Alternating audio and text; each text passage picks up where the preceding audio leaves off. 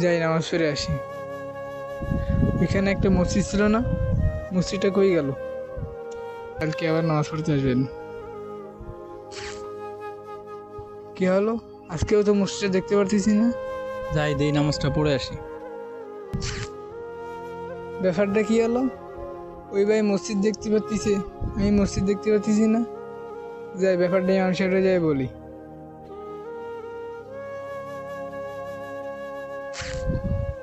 আসসালামু আলাইকুম। ওয়ালাইকুম আসসালাম। ভাই তুমি কি কিছু বলবা? জি ইমাম সাহেব, আমি যখন মসজিদে যাই তখন মসজিদ দেখতে পারি না। এটা কি বললে? এটা তো খুব খারাপ বিষয়। হয়তো তুমি কোনো গুনার কাজ করেছো, এর জন্য আল্লাহ তাআলা তোমাকে মসজিদ দেখাইতেছে না।